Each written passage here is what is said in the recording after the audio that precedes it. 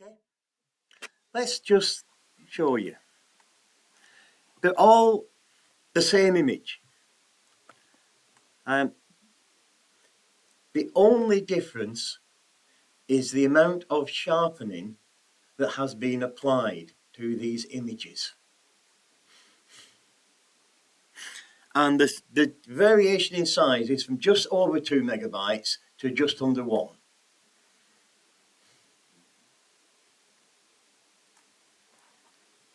You don't see a difference. For example, let's find, I've lost which was my first one. Right, that one. Okay, that's that one. And that one is, if I can, in fact, let's do a slideshow.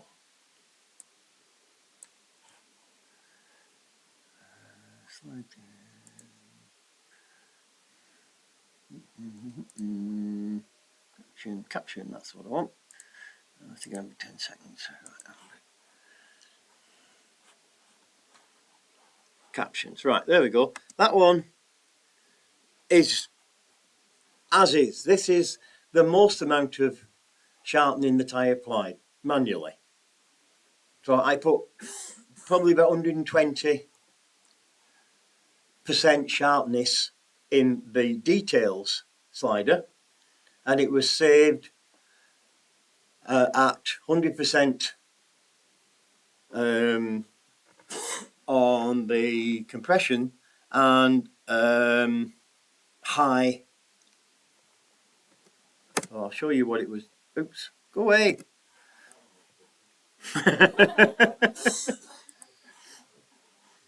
So where is it? Show me. That is right. So that's it. Now they are all, the crop on this will be different. Oh, that is. I think that's right. Yep, that's it. So it's a 4:3 crop, so it fills the screen. And if you look down here, I've got some texture. Some texture, some clarity on it. And in the details slider, this is one it's now been tweaked down to 100%, lots of detail, no noise reduction.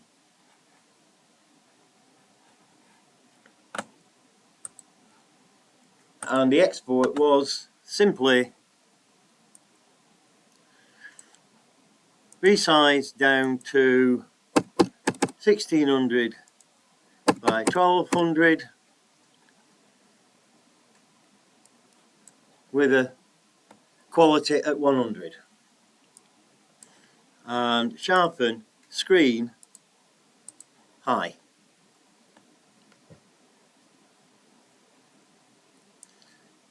All those images you've seen were done flipping between high and standard.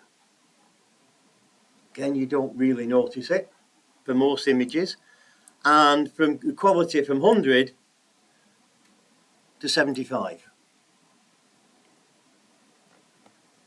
That's what these images were done at.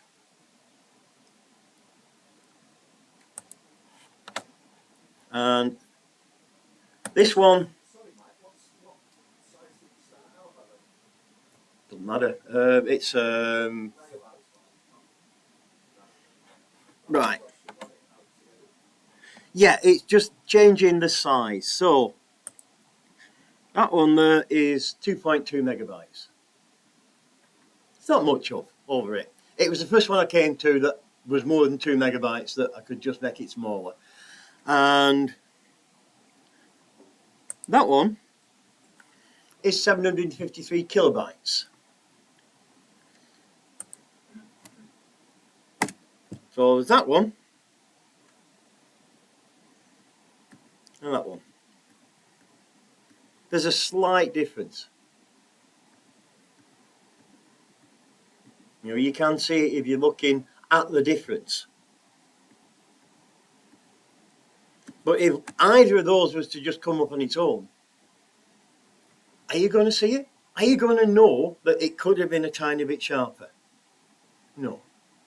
And that is a big difference in size. 750 kilobytes to 2.2 megabytes.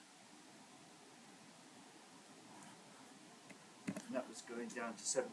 That went down to 75. Yeah. That one's at 80%. And that's 994 kilobytes. Again, look at the two. Just make sure Lightroom is Bridge is doing the right thing. But there you go. Again, there's a little difference. But it's not much. So yes, if you want the absolute sharpest, bestest, then stick your sharpening on high and quality on 100. If it's coming out a bit too big, then just bring your sharpening down to high, and you're probably not going to see the difference, and that's likely to bring it below your 2 megabytes. Amongst the various options for actually reducing it, are there any of the options that allow you to set the file size? Yes. If you go into here, you do let's find, oops, let me find it there. So on here, you set that to whatever you want, doesn't matter. You can limit the file size to 2 meg. That's in Lightroom. And it will just try different compressions until it fits. Unless it can't. And then it does the biggest it can.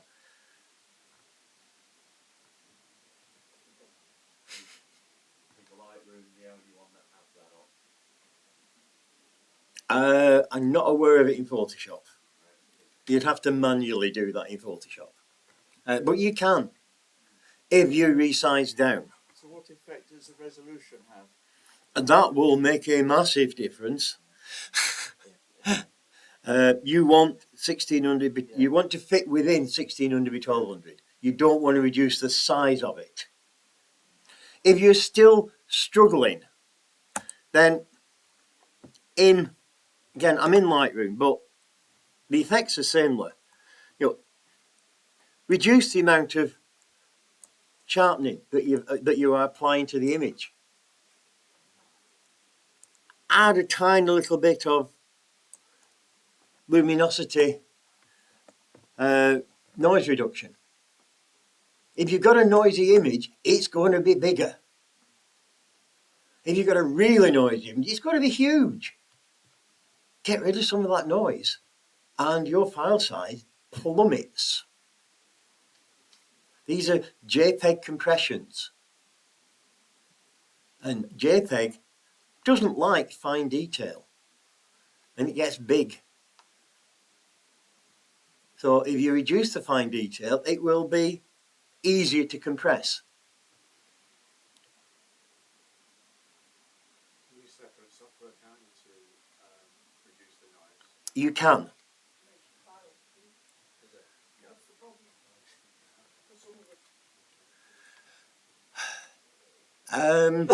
If you're using any noise reduction software of any description whatsoever, it's going to reduce the file size of your final JPEG. It has to.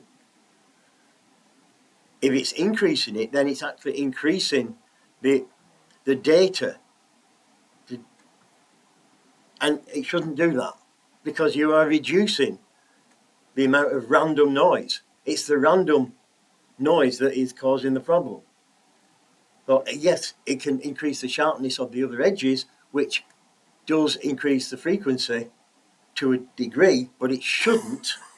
I haven't tried them. I know because you're shaking your head there. But in theory, it should not increase the file size. What size is that The ding, I don't know. I don't care because this is a compressed JPEG from the original file. The original file, yeah, can be huge. It doesn't matter. It's irrelevant. We don't care. I've got, let's have a look. I have big files. I don't know where it lives now. Not on there. Not there.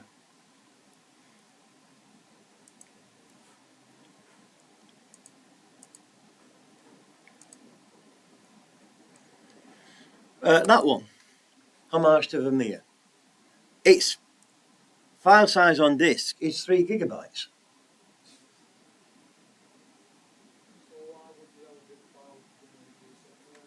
Because you want to reduce it for projection. If I want to make a printout of that, I need that data. I'm only talking about reducing it down to a competition size image. And unfortunately, Adrian's server can't cope with uploads more than 2 megabytes. So you have to keep them within 2 megabytes. And when you compress down to that, it should be fine. And reducing the noise should make it easier to compress down. Your original file, that could skyrocket. Depends on what you do to it, how many layers you've got in, whether you're using smart objects. Like I said, that's 4 gigabytes. Sorry, 3 gigabytes.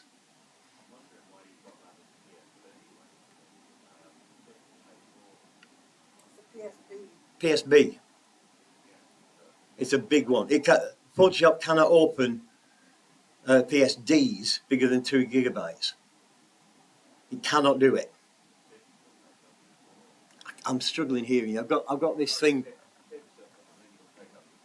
No, 2. The file size can be up to 4, but Photoshop cannot read a Photoshop file bigger than 2 gigabytes. It can write them, but it can't read them ever. Ever, ever. I have lost more than one file because of that. It cannot read. If it's a PSB, a big file, and when you are saving a big Photoshop file these days, if it says this is likely to be more than 2 gigabytes, do you want to save it as a PSB?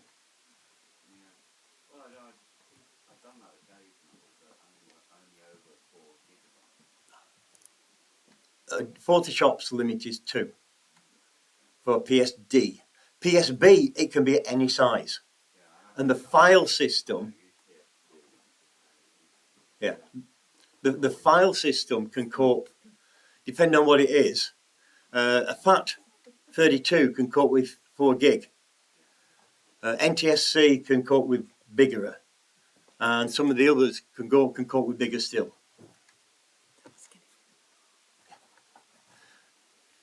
So, does that give you a little bit of clarity on your file size for competition, not file size for your original image? Yeah? So just reduce the amount of high frequency detail and it will go away. It will go down. It shrinks massively. Okay, now, what else was I? I've forgotten what else I was doing. I've been yakking about that for so long.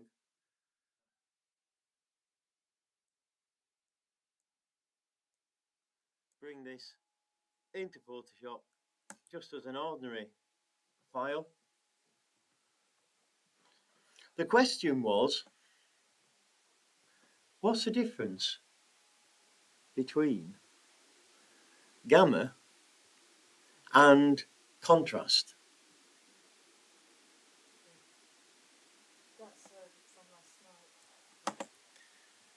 Yeah. The easy way to show you is to use the curves, and most of you will know that to add contrast you put an S curve on. because contrast increases the highlights and decreases the shadows. So you put an S-curve, so you go, make that a bit brighter, make that a bit darker, and that's increase the contrast. That's exactly the same as using one of the other things which does, you've got brightness and contrast, that's just adding an S-curve. That's all it does. Although you've got a bit more control over your S-curve. Yes. Yourself. Because that just does an S-curve based on the centre. You could have an S-curve that's skewed. You can decide how much you want to increase your shadows. Maybe your highlights or shadows. Maybe you don't want to increase your shadows. You want to your highlights. You want to leave your highlights alone, but you want to fix it there and then bring your shadows down, because you've already got some highlights that are getting out of hand.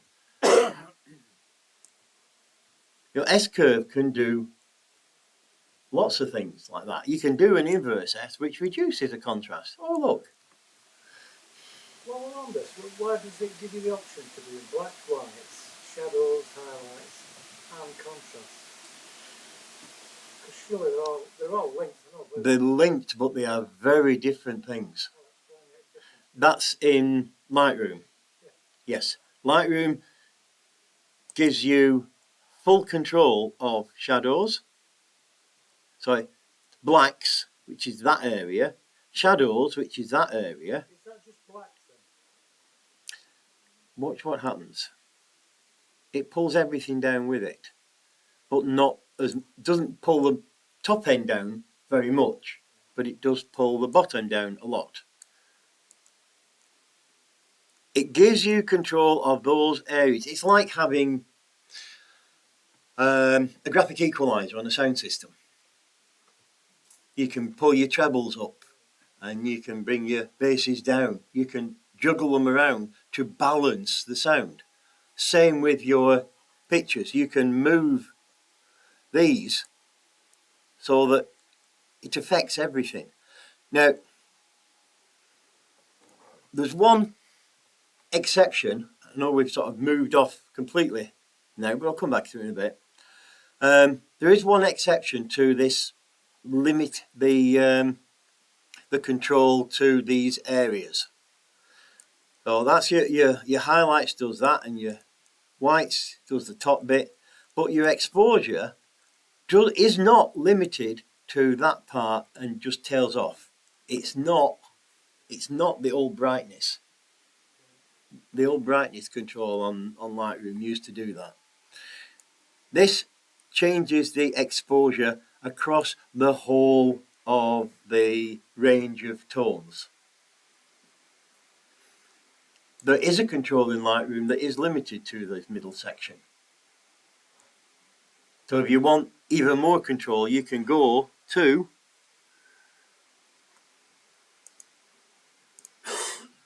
color grading,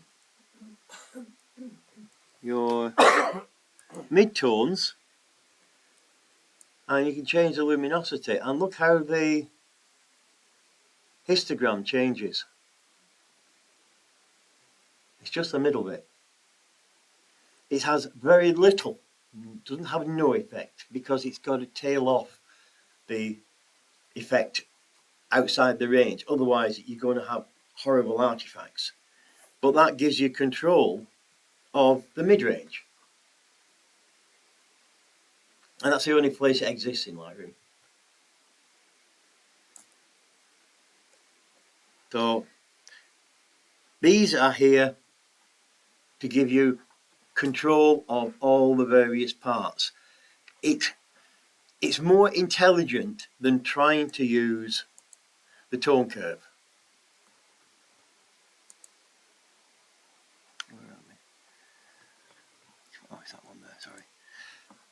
The tone curve in Lightroom is exactly the same as the one in Photoshop. Lets you do exactly the same things. But if you wanted to control just the shadows and tail off, it would be very difficult to make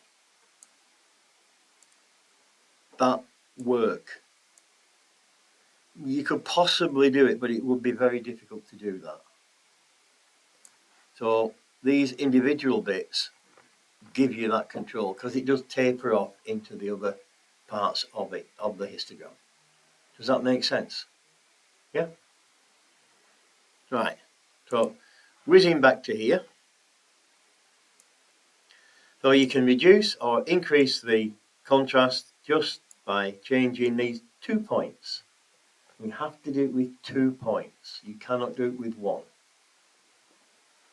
But let's throw those away. Gamma is just taking the mid down or up.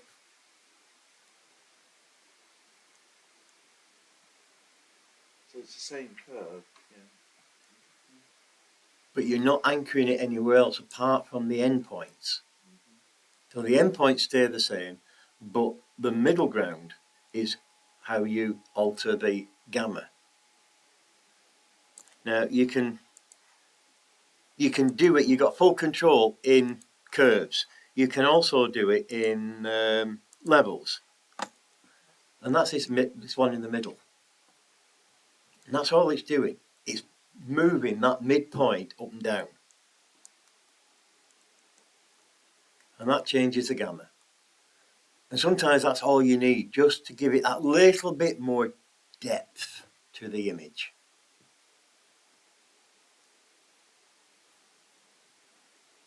So whoever asked that question, does that answer it in any way, shape or form? Because I can't remember who asked it. Does that answer? Good, good, super. Yeah, some images do just want the gamma just bringing down a little bit. You know, you just want to tweak the gamma so that you see the numbers going down, even though the slide is going up. The gamma is going down. And that's the same as pulling the middle of the curves down. And it just gives it a little bit of richness to the image. Right, okay, that's my 2 questions done. Any more? For any more? He's got this humongous great big list of horrible things. Right, without causing halos. Well, let me just have a look at what I have in here, see whether I can do something along those lines. Just give me a moment while I try and find a suitable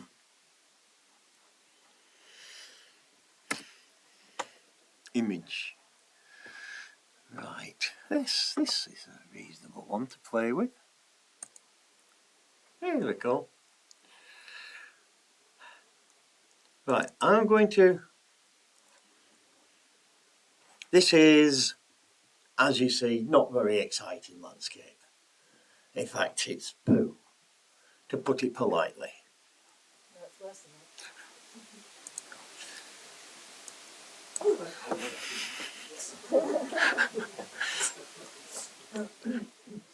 That's the same landscape. That is the same image. It hasn't changed. That's an enhanced version of the same image.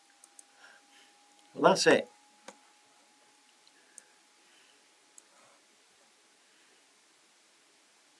That's done with that.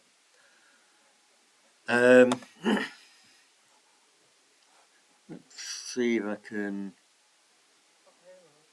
It has halos. It also has some not halos, because those are not halos. That is mist in the valleys. It does have, if you look here, it does have a hint of a halo around here though. And when you do that amount of processing on it, it's when you need to go into Photoshop to fix it. Because you can't really fix that in Lightroom. It hasn't got the subtlety to be able to do that. Photoshop does. So let's just, yeah, shut up. Give me a, it's not got it. Alright, well let's, I can't do that. Just to prove it is the same image, I'm going to, let's just reset it, shall we? Reset, there you go.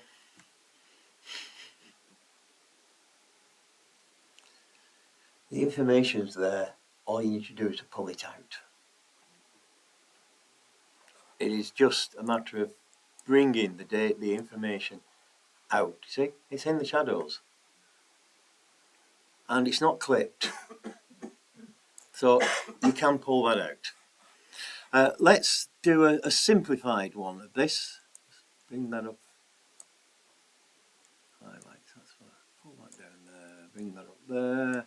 Do you do them in any specific order, or? Usually I bring the highlights down first because that's what I almost always want to do. And if I bring the highlights down, I will bring the whites up, just because that's what I do. But those normally suggest the dark bottom work there, and don't they? That was the original, many years ago, that was the original concept behind the arrangement of the layers. I think over the years they've just, Left them in the same place. yeah, they just stuck them where it made sense and forget the original order because nobody actually did it. You did, yes. Now, I'm going to abuse this because I've turned the texture and the clarity all the way up and dehaze up there. So that should bugger up the halos. So let's bring that into Photoshop, shall we? Edit in Photoshop. I don't need to bother with the smart object. Be a bit quicker if I don't. Right, it's now in Photoshop. Now if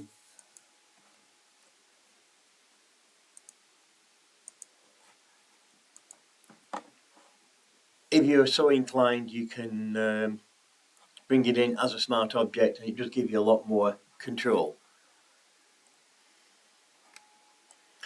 But if you see the hills there, we have some, in fact we've got some horrible things going on there. Ooh, those are nasty. Let's bin that and start again. This is one of the reasons why you use smart objects, because you come in, you look at that. Truly, it might be a couple of hours of processing before you notice that. And you think, oh shit, I should have fixed that before I brought it in. And all the processing that you've done, you've just wasted. So I'm going to bin that.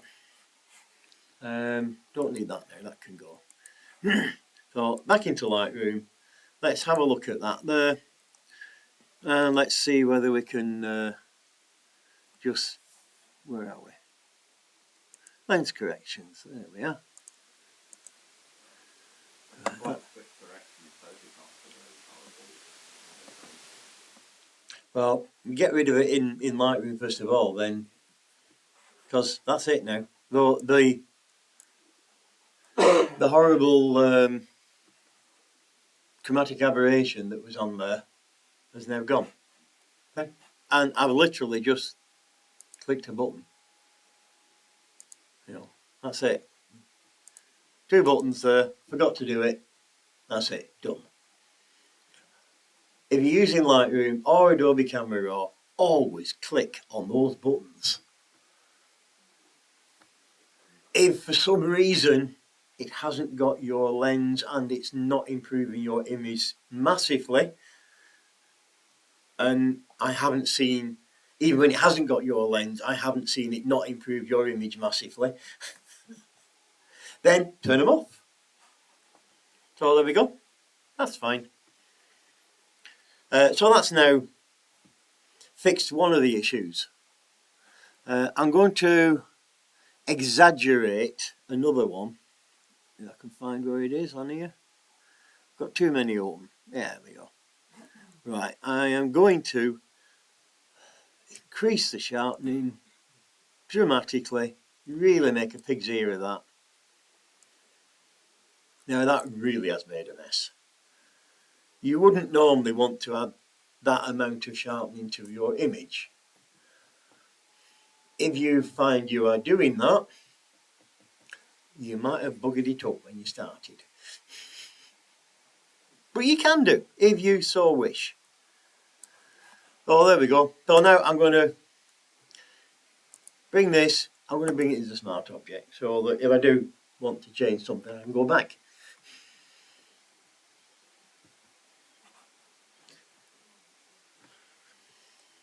So here we go. As you can see, I really have made a mess of that. That's the sharpening. Can I turn it off? Can I please? Because I can't cope with looking at that. It's horrible.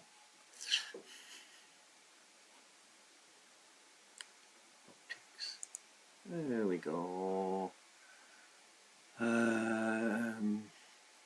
No, sorry, I'm telling lies. Detail, that's the one. Right, let's bring that down. Oh, so you can do that back in camera raw. Oh, yes. Oh, definitely yes. And bring the radius down to something sensible. There we go. And let's just zoom in a bit. That's a bit better. I was doing it for effect. There we go. And because it's a smart object, that's it. It's gone.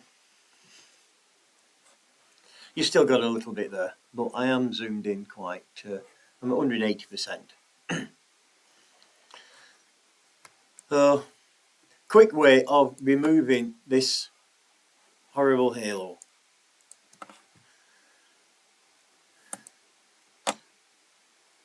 Stick a blank layer on. And if you want to be clever about it, put this into darken mode to start with. Then get your clone stamp, pick a suitable small brush, sample from very close to the edge. I'm sampling from the sky side because it's the sky side that's got it. Click on there, bring it over and just paint. Can you zoom in, please, so we can see? Right, so I'm at 500 odd percent. But as you see, there you go, I'm literally just painting. I'm not taking any effort into being accurate, I'm just painting. Now that bit didn't quite work, so I'm going to undo that bit. I'm going to do that there. There are some times when you have to just think about what you're doing. There we go, that's it. It's around there, just as it goes around that bit there. Cloning is always a bit of an art form, even when it's an easy one like this. But I don't care about the mountain because I'm painting a bright sky onto the mountain. If I change this layer from darken to normal, you can see what a mess I've made of it. You know, it's horrible. But it's in darken mode.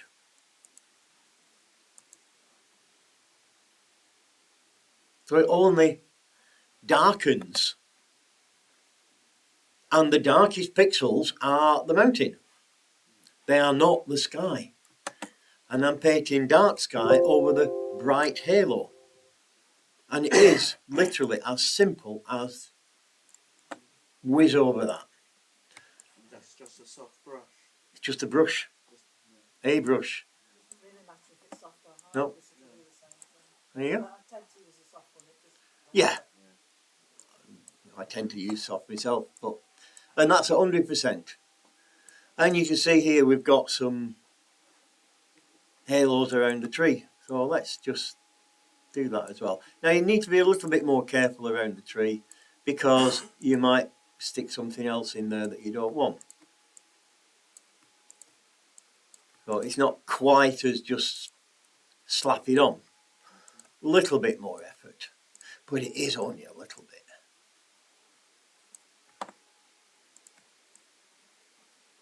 And every time you apply local contrast enhancement, you will have halos. They may not be noticeably nasty, but you will have them.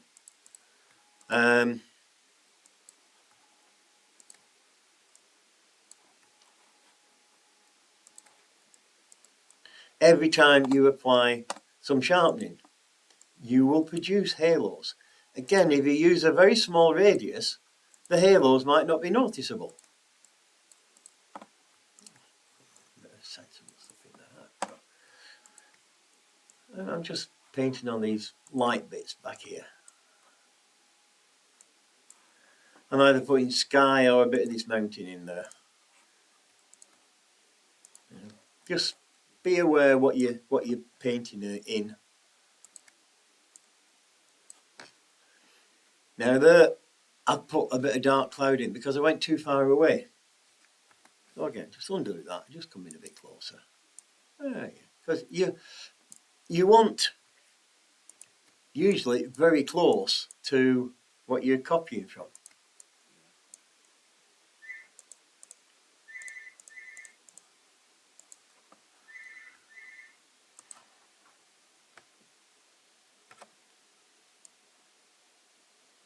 And I just dropped the opacity of the brush just to do those then, just so I retain whatever's behind it. So you can go around and just fix everything. You got a bit of halo around there, so you just get exactly the same thing. Click it on there. Back up to 100. I'm just pressing the number button to increase the opacity back to 100%. I just press 0.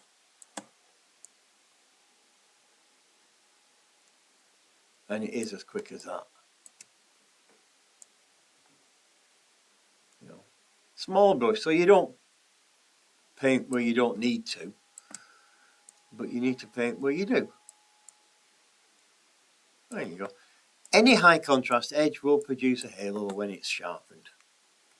That's how sharpening works. Because it doesn't sharpen, it adds contrast to the edge. We used to call it acutance. So that halo's gone. And it is as simple as putting on a darken layer. Come on. Oh. Exactly, yes. Yeah. This is where you would normally see it. You don't usually see the inside. It darkens it a little bit, but you don't usually notice that. But you certainly do see the lighter part. And that's if you apply it in normal, and that's when you apply it in darken. Don't do it in multiply. Don't be tempted, because that will bugger it up even more. And there's lots of other ways to destroy your image even more than that by different blend modes, but darken is the one that works.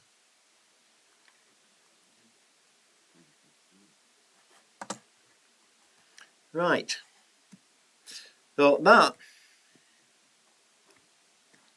come on, there. I'm using the wheel and the Alt key just to zoom in and out there.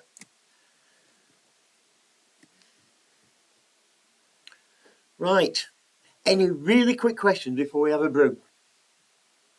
And then we'll tackle some of your more involved questions later. Well, the questions might be quick, but the answers are bloody not. Is it time for a brew? It's time for a brew. Good man.